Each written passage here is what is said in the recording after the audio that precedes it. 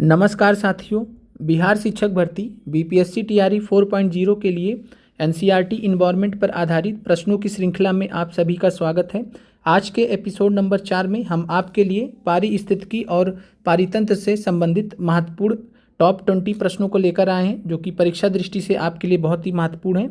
Overall PRT environment के लिए हमारा एपिसोड नंबर 4 है, जिसमें हम एनसीईआरटी पर आधारित प्रश्नों को करा रहे हैं। इससे पहले हमने आपको एनसीईआरटी इन्वायरमेंट का थ्योरी पोर्शन भी कवर करा दिया है और आज का जो टॉपिक है वो है पारिस्थितिकी एवं पारितंत्र, इकोलॉजी एंड इकोसिस्टम से आपके ये प्रश्न रहेंगे। पहला प्रश्न आप सभी के सामने है, कमेंट कीजिएगा आंसर, और सभी अभ्यर्थी प्रश्नों के उत्तर संख्या के साथ में जरूर कीजिए कि 1 में क्या होगा, 2 में क्या होगा। चलिए, पहला प्रश्न आप सभी के सामने है, निम्नलिखित में से किसे पारिस्थितिकी का जनक, फादर ऑफ इकोलॉजी माना जाता है? ऑप्शन ए है अर्नेस्ट हैकल, ऑप्शन बी है एजी टांसले, ऑप्शन सी है Alexander von Humboldt, option D एक से अधिक, या पांचवा ऑप्शन नन ऑफ दीज। क्या आंसर होगा पहले नंबर प्रश्न का? कमेंट कीजिएगा सभी लोग। पारिस्थितिकी का जनक, फादर ऑफ इकोलॉजी माना जाता है, राइट आंसर आपका सी है Alexander von Humboldt. Alexander von Humboldt को पारिस्थितिकी का जनक, फादर ऑफ इकोलॉजी माना जाता है। पहले नंबर प्रश्न का राइट आंसर आपका सी है। अगले प्रश्न पर चलते हैं। अगला प्रश्न आपके सामने है, 1866 में पारिस्थितिकी शब्द का प्रयोग करने वाले प्रथम व्यक्ति कौन थे? कमेंट कीजिएगा सभी लोग। 1866 में पारिस्थितिकी इकोलॉजी शब्द का प्रयोग करने वाले प्रथम व्यक्ति कौन थे? और यहाँ पर हमने आपको नोट्स में शायद 1869 लिखा रखा है, तो आप उसको सही कर लीजिएगा। राइट आपका 1866 ही होगा। तो 1866 आपका 1866 वर्ष है। अगर 1869 हमने नोट्स में कराया है तो आप उसको सही कर लीजिएगा। तो 1866 में पारिस्थितिकी इकोलॉजी शब्द का प्रयोग देने वाले प्रथम व्यक्ति थे, जिनका नाम था, राइट आंसर यहाँ पर क्या हो जाएगा? तो नन ऑफ दीज हो जाएगा। क्यों हो जाएगा नन ऑफ दीज? क्योंकि यहाँ पर विकल्प में आपको नहीं दिया गया है। और राइट आंसर आपके अर्नेस्ट हैकल जी हैं। अर्नेस्ट हैकल ने पारिस्थितिकी इकोलॉजी शब्द को दिया था, सबसे पहले देने वाले व्यक्ति हैं वर्ष 1866 में। और ये जो है जर्मन जीव विज्ञानी थे अर्नेस्ट हैकल जी। पारिस्थितिकी शब्द का पहली बार प्रयोग इन्होंने 1866 में किया था। अगला प्रश्न है, आधुनिक पारिस्थितिकी मॉडर्न इकोलॉजी के जनक कौन है? फादर ऑफ मॉडर्न इकोलॉजी किसे कहा जाता है? आधुनिक पारिस्थितिकी के जनक किसे कहा जाता है? रॉबर्ट ब्राउन को, चार्ल्स डार्विन को, ईपी ओडम को? कमेंट कीजिएगा तीसरे नंबर प्रश्न का राइट आंसर। तो तीसरे नंबर प्रश्न का जो राइट आंसर है, आधुनिक पारिस्थितिकी मॉडर्न इकोलॉजी के जो जनक माने जाते हैं वो माने जाते हैं ईपी ओडम। ईपी ओडम से संबंधित आपने जो है, हमने आपको प्रश्न भी करा रखा जो आपके बीपीएससी प्रीवियस ईयर में पूछा गया था। तीसरे नंबर प्रश्न का राइट आंसर सी है ईपी ओडम। ईपी ओडम को आधुनिक पारिस्थितिकी मॉडर्न इकोलॉजी के जनक माने जाते हैं। अगला प्रश्न है, 1866 में जर्नल मॉर्फोलॉजी ऑफ ऑर्गेनिज्म नामक पुस्तक किसने प्रकाशित किया था, जिसमें पारिस्थितिकी की पहली परिभाषा जीवों का उनके जैविक और अजैविक पर्यावरण से संबंध के रूप में दी गई थी? 1866 में आपसे पूछा जा रहा है कि जर्नल मॉर्फोलॉजी ऑफ ऑर्गेनिज्म नामक पुस्तक किसने प्रकाशित किया, जिसमें पारिस्थितिकी की पहली परिभाषा दी गई। इकोलॉजी का पहला डिफिनीशन दिया गया था, जीवों का उनके जैविक और अजैविक पर्यावरण से संबंध के रूप में। ऑप्शन ए है अलेक्जेंडर हम्बोल्ट, ऑप्शन बी है यूजीन ओडम, ऑप्शन सी है अर्नेस्ट हैकल। चौथे नंबर प्रश्न का क्या आंसर होगा? तो सबसे पहले पारिस्थितिकी की परिभाषा देने वाले कौन थे? इकोलॉजी का पहला डिफिनीशन किन्होंने दिया था? ये थे अर्नेस्ट हैकल। अर्नेस्ट हैकल आपका चौथे नंबर प्रश्न का राइट आंसर है। और अर्नेस्ट हैकल की पुस्तक का नाम आप सभी को ध्यान रखना है, कब प्रकाशित हुई थी? 1866 में। पुस्तक का नाम क्या था? तो जनरल मॉर्फोलॉजी ऑफ ऑर्गेनिज्म। तो जनरल मॉर्फोलॉजी ऑफ ऑर्गेनिज्म किसकी पुस्तक है? अर्नेस्ट हैकल जी की। और इसी में इन्होंने पारिस्थितिकी शब्द को भी गढ़ा था और पारिस्थितिकी की पहली परिभाषा भी इन्होंने दी थी। तो इकोलॉजी शब्द को इन्होंने गढ़ा भी था और साथ में इकोलॉजी का जो कॉन्सेप्ट है, डिफिनीशन है, वो भी इन्होंने दिया था। चौथे नंबर प्रश्न का राइट आंसर सी है अर्नेस्ट हैकल। अगला प्रश्न है, पारितंत्र या पारिस्थितिकी तंत्र इकोसिस्टम शब्द सर्वप्रथम किस वैज्ञानिक ने गढ़ा था? या पारितंत्र या पारिस्थितिकी तंत्र जिसको बोलते हैं इकोसिस्टम इंग्लिश में, तो इकोसिस्टम शब्द को सबसे पहले किसने दिया था? ऑप्शन ए है Charles Sutherland Elton, option B है Arthur G Tansley, option C है यूजीन ओडम। पांचवें नंबर प्रश्न का उत्तर कमेंट कीजिएगा। तो पारितंत्र या पारिस्थितिकी तंत्र इकोसिस्टम की बात करें तो इसका सर्वप्रथम ये जो कॉन्सेप्ट दिया था इकोसिस्टम का, और इकोसिस्टम शब्द को सबसे पहले देने वाले जो व्यक्ति थे वो थे Arthur G Tansley. Right answer आपका है आर्थर जी टांसले, शॉर्ट में एजी टांसले भी कहा जाता है। तो राइट आंसर आपका बी है। 1935 में आर्थर जी टांसले ने पारितंत्र शब्द का प्रयोग किया था, और पारितंत्र शब्द का इन्होंने संकल्पना भी दिया था 1935 में। अगला प्रश्न आपका है बीपीएससी सिविल सर्विसेज में पूछा गया सवाल है, जहां जीव रहता है उस सटीक जगह को क्या कहते हैं। बीपीएससी सिविल सर्विसेज में पूछा गया सवाल है। ऑप्शन ए है आपके सामने आवास हैबिटेट, ऑप्शन बी है पारितंत्र इकोसिस्टम, ऑप्शन सी है निकेत या निषेध। तो जहाँ जीव रहता है उस सटीक जगह को क्या कहते हैं। तो बहुत ही सिंपल प्रश्न था, जहाँ जीव रहता है उस जगह के लिए हम आवास या हैबिटेट शब्द का प्रयोग करते हैं। राइट आंसर 6 नंबर प्रश्न का ए है आवास। अगला प्रश्न है निम्नलिखित में से कौन सा शब्द पारिस्थितिकी तंत्र इकोसिस्टम का सर्वश्रेष्ठ वर्णन है। आपको बताना है कि इकोसिस्टम का जो है सबसे अच्छा डिफिनीशन कौन सा दिया गया है। निम्नलिखित में से कौन सा शब्द पारिस्थितिकी तंत्र इकोसिस्टम का सर्वश्रेष्ठ वर्णन है। तो कौन सा वाक्य यहाँ पर कर लीजिए कि कौन सा वाक्य पारिस्थितिकी तंत्र इकोसिस्टम का सर्वश्रेष्ठ वर्णन है। एक दूसरे के साथ में अन्योन्य क्रिया करने वाले जीवों का एक समुदाय, पृथ्वी का वह भाग जो सजीव द्वारा आवासित है, या जीवो ऑर्गेनिज्म का समुदाय, और साथ ही वह पर्यावरण जिसमें वो रहते हैं। यूपीएससी सिविल सर्विसेज में यह सवाल पूछा गया था। चलिए बढ़िया सवाल है आपके लिए। तो निम्नलिखित में से कौन सा वाक्य पारिस्थितिकी तंत्र का सर्वश्रेष्ठ वर्णन करता है, कमेंट कीजिएगा। 7वें नंबर प्रश्न का राइट आंसर क्या होगा। तो यहाँ पर अगर हम बात करें तो राइट आंसर आपका जो सबसे बेस्ट आंसर वो है जीवों का समुदाय और साथ ही वह पर्यावरण जिसमें वो रहते हैं। तो इकोसिस्टम के अंतर्गत, पारिस्थितिकी तंत्र के अंतर्गत जीवों का समुदाय भी काउंट होता है और साथ में पर्यावरण भी काउंट होता है, जिसमें जैविक और अजैविक कारक भी शामिल होते हैं। तो सबसे बेस्ट आंसर आपका राइट आंसर सी है। और जो दूसरा वाला विकल्प है इसमें समुदाय के बीच में तो दिया गया है कि जीवों का समुदाय दिया गया है जो इंटरैक्ट कर रहे हैं, अन्योन्य क्रिया कर रहे हैं, लेकिन यहाँ पर पर्यावरण मिसिंग है, पर्यावरण मिसिंग है या अजैविक और जैविक कारक मिसिंग है, इस वजह से ए आंसर नहीं होगा। दूसरा वाला विकल्प तो आपका जो है इससे रिलेटेड नहीं है। पृथ्वी का वह भाग जो सजीव जीवों द्वारा आवासित है उसके लिए हम पारिस्थितिकी तंत्र का प्रयोग जो है पूरा डिफिनीशन ये आपका ये भी नहीं है। तो राइट आंसर आपका है 7वें नंबर प्रश्न का सी, जीवों का समुदाय और साथ ही वह पर्यावरण जिसमें वो रहते हैं। और पर्यावरण के अंतर्गत, और इस पर्यावरण के अंतर्गत जैविक और अजैविक कारक भी शामिल हैं, जैविक और अजैविक कारक भी शामिल है। राइट आंसर आपका 7वें नंबर प्रश्न का सी है। चलिए अगले प्रश्न पर चलते हैं। अगला प्रश्न है निम्नलिखित में से कौन सा एक कृत्रिम पारिस्थितिकी तंत्र है। आर्टिफिशियल इकोसिस्टम का उदाहरण कौन सा यहाँ पर आपको दिया गया है। तालाब है, धान का खेत है, वन है, चौथा ऑप्शन है एक से अधिक है, पांचवा नन ऑफ दिस है। 8वें नंबर प्रश्न का क्या राइट आंसर होगा। तो निम्नलिखित में से कौन सा एक कृत्रिम पारिस्थितिकी तंत्र का उदाहरण है। तालाब की बात करें या वन की बात करें तो ये प्राकृतिक पारितंत्र के उदाहरण है। धान का खेत यहाँ पर आपका कृत्रिम पारिस्थितिकी तंत्र का उदाहरण है। तो धान का खेत 8वें नंबर प्रश्न का राइट आंसर हो जाएगा। अगला प्रश्न है निम्नलिखित में से कौन सा जीव से जीवमंडल तक जैविक संगठन का सही क्रम है। तो जीव से लेकर जीवमंडल तक का सही जो संगठन होता है उसका सही क्रम कौन सा है, कमेंट कीजिएगा। भूदृश्य, समुदाय, पारिस्थितिकी तंत्र या जनसंख्या। तो भूदृश्य के लिए लैंडस्केप, समुदाय के लिए कम्युनिटी शब्द, पारिस्थितिकी तंत्र के लिए इकोसिस्टम और जनसंख्या के लिए पॉपुलेशन। आपको सीक्वेंस बताना है कि सबसे पहले कौन आएगा, सबसे लास्ट में कौन आएगा। तो इस प्रश्न का जो राइट आंसर है 9वें नंबर प्रश्न का, जीव से लेकर जीवमंडल तक बात करेंगे तो जीव से लेकर जीवमंडल में सबसे पहले कौन आएगी, जनसंख्या आएगा, जनसंख्या आएगा, जनसंख्या से समुदाय आएगा, समुदाय पारिस्थितिकी तंत्र के अंतर्गत आएगा, और सबसे जो बड़ा यहाँ पर हो जाएगा वो हो जाएगा भूदृश्य लैंडस्केप। तो यहाँ पर राइट आंसर आपका 9 है, जनसंख्या, समुदाय, पारिस्थितिकी तंत्र या भूदृश्य। तो इस तरीके से सीक्वेंस जाएगा जीव से लेकर जीवमंडल तक। जो जैविक संगठन का सही क्रम है राइट आंसर आपका बी हो जाएगा। तो यहाँ पर जनसंख्या से मिलकर समुदाय बनेगा, समुदाय अन्योन्य क्रिया करेगा एक दूसरे से, किसके अंतर्गत, पर्यावरण के साथ में, और बनाएगा पारिस्थितिकी तंत्र, और पारिस्थितिकी तंत्र किसके अंतर्गत आएगा, भूदृश्य के अंतर्गत। तो राइट आंसर आपका बी है। अगले प्रश्न पर चलते हैं। निम्नलिखित में से कौन सा विश्व का सबसे बड़ा पारिस्थितिकी तंत्र है। ऑप्शन ए है महासागर, घास के मैदान, जंगल।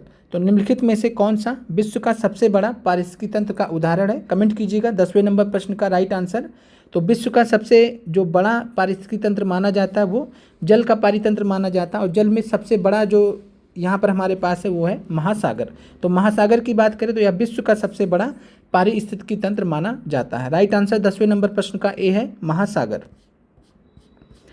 अगला प्रश्न है, निम्नलिखित में से सबसे स्थिर पारिस्थितिकी तंत्र कौन सा माना जाता है? सबसे स्थिर पारिस्थितिकी तंत्र कौन सा माना जाता है? मोस्ट स्टेबल इकोसिस्टम कौन सा माना जाता है? मोस्ट स्टेबल इकोसिस्टम कौन सा माना जाएगा? कमेंट कीजिएगा। मरुस्थल माना जाएगा, पर्वत माना जाएगा या महासागर माना जाएगा? सबसे स्थिर पारितंत्र का मतलब है मोस्ट स्टेबल इकोसिस्टम से तात्पर्य यहाँ पर है कि ऐसा पारितंत्र जिसमें बहुत ज़्यादा परिवर्तन नहीं होता है, औरों के मुकाबले क्या रहता है? स्थिर रहता है, स्टेबल रहता है। तो बात करें हम राइट आंसर की, तो 11वें नंबर प्रश्न का जो राइट आंसर है वो है महासागर।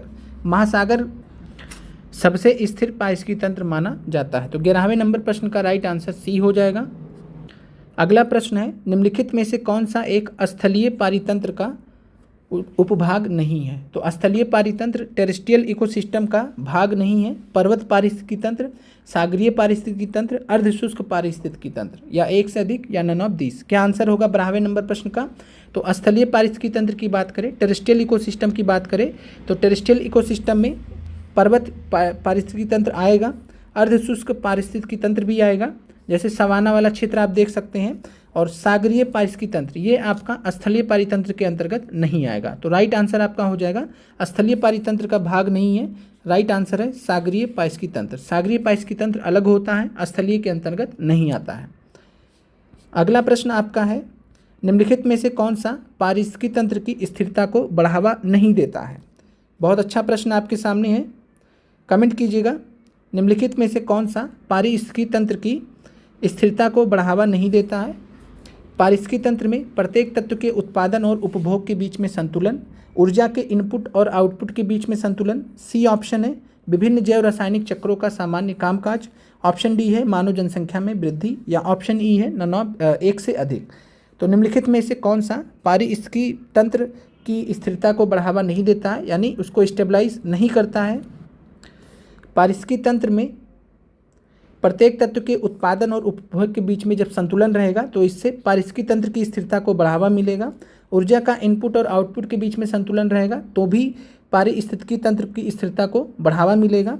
विभिन्न जैव रासायनिक चक्रों का जब सामान्य कामकाज चलेगा तो इससे भी स्थिरता बनी रहेगी। लेकिन मानव जनसंख्या में जब वृद्धि होगी तो मानव जनसंख्या में जो वृद्धि होगी वो पारिस्थितिकी तंत्र पर बोझ बढ़ाएगा, और पारिस्थितिकी तंत्र पर जब बोझ बढ़ाएगा तो पारिस्थितिकी असंतुलन पैदा होने का डर रहेगा। इस वजह से मानव जनसंख्या में वृद्धि पारिस्थितिकी तंत्र की स्थिरता को बढ़ावा नहीं देता है। उम्मीद करते हैं कि यह प्रश्न आप सभी को क्लियर हो गया होगा।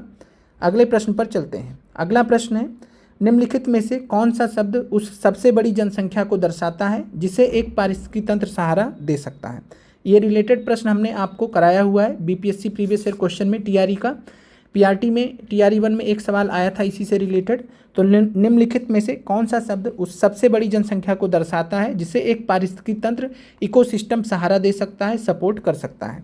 सीमित कारक, लिमिटिंग फैक्टर्स, उत्प्रवास दर, माइग्रेशन रेट, वहन क्षमता, कैरिंग कैपेसिटी।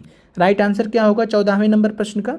तो यहाँ पर राइट आंसर आपका वहन क्षमता, कैरिंग कैपेसिटी। कैरिंग कैपेसिटी क्या होता है? तो किसी पारिस्थितिकी तंत्र का जो वहन क्षमता होती है या कैरिंग कैपेसिटी होता है उसको हम उस पारिस्थितिकी तंत्र की सबसे बड़ी जनसंख्या से समझते हैं जिसको वो पारिस्थितिकी तंत्र सपोर्ट कर सकता है, सहारा दे सकता है, पोषण कर सकता है। तो राइट आंसर आपका 14वें नंबर प्रश्न का है सी, वहन क्षमता, कैरिंग कैपेसिटी। किसी निश्चित क्षेत्र में प्राणियों की संख्या की सीमा जिसे पर्यावरण समर्थन कर सकता है वहन क्षमता कहलाती है। और किसी पारिस्थितिकी तंत्र की वहन क्षमता उसे पारितंत्र के सीमित कारकों द्वारा निर्धारित होती है। यह सवाल आपसे पूछा गया था कि किसी पारिस्थितिकी तंत्र की वहन क्षमता किसके द्वारा निर्धारित होती है? तो आपका राइट आंसर था सीमित कारक, लिमिटिंग फैक्टर्स। ये आपका सवाल बीपीएससी टीआरई 1 पीआरटी में पूछा गया था एनवायरमेंट में। तो वहन क्षमता से रिलेटेड आपका ये सवाल हो गया। अगले प्रश्न पर चलते हैं।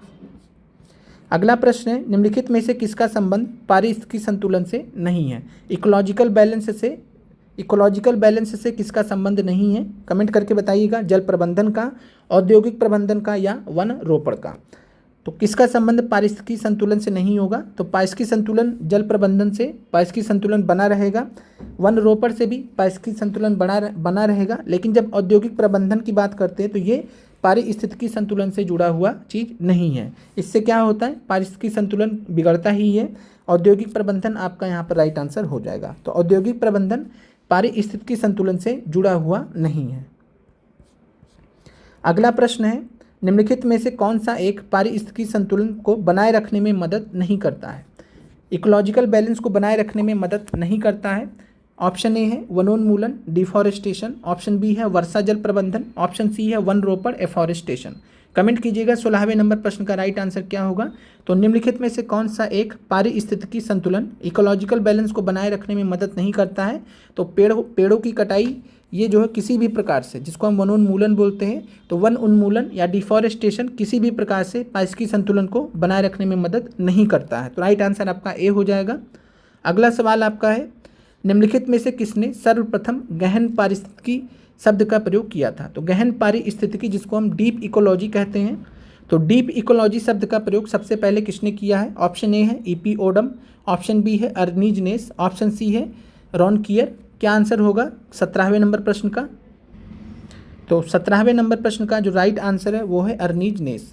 अर्नीज नेस या अर्नी नेस, जैसे भी आप पढ़िए, राइट आंसर है अर्नीज नेस या अर्नी नेस ने सर्वप्रथम गहन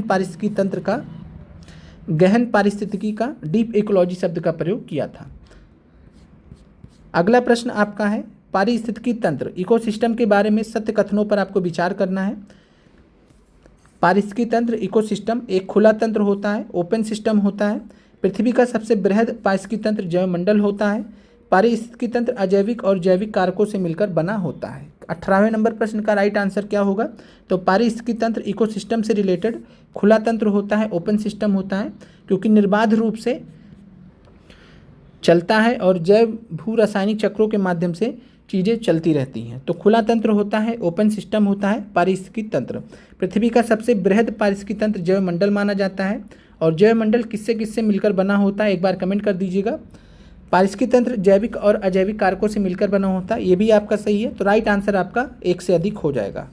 एक से अधिक आपका राइट आंसर इस प्रश्न का हो जाएगा। तीनों ही विकल्प यहाँ पर आपके सही हैं। अगला प्रश्न आपके सामने है, निम्नलिखित में से कौन पारितंत्र के अजैविक कारक हैं? ऑप्शन ए है तापमान, ऑप्शन बी है उत्पादक, ऑप्शन सी है सूर्य का प्रकाश, ऑप्शन डी है एक से अधिक, या ऑप्शन ई है नॉन ऑफ दीज। तो निम्नलिखित में से कौन सा पारितंत्र के अजैविक कारक हैं? एबायोटिक फैक्टर्स कौन कौन से हैं? एबायोटिक फैक्टर्स कौन कौन से? तो तापमान, टेम्परेचर हो गया, सूर्य का प्रकाश हो गया, ये दोनों आपके कैसे हैं? तो पारितंत्र के अजैविक कारक हैं। उत्पादक की बात करें तो ये आपका जैविक कारक के अंतर्गत आता है। तो राइट आंसर आपका ए और सी है, इस वजह से डी आंसर हो जाएगा। अजैविक कारक के अंतर्गत तापमान, वर्षा, सूर्य का प्रकाश, आर्द्रता, ये सारे एग्जाम्पल्स हैं। जैविक कारक की बात करें तो उत्पादक, प्राथमिक उपभोक्ता, और इसके अलावा बात करें तो द्वितीयक उपभोक्ता, तृतीयक उपभोक्ता। तो प्राथमिक उत्पादक हो गए, उसके बाद प्राथमिक उपभोक्ता, द्वितीयक उपभोक्ता, तृतीयक उपभोक्ता, और साथ में अपघटक जो डिकम्पोजर्स होते हैं, ये आपके उदाहरण होते हैं। किसके? ये उदाहरण होते हैं जैविक कारकों के। आखिरी प्रश्न है आज का, जीवों के निम्नलिखित प्रकारों पर विचार कीजिए। ऑप्शन ए है, ऑप्शन बी है, ऑप्शन सी है, और उपयुक्त में से कौन से? प्रश्न नीचे देख लीजिएगा क्या है प्रश्न एग्जैक्टली।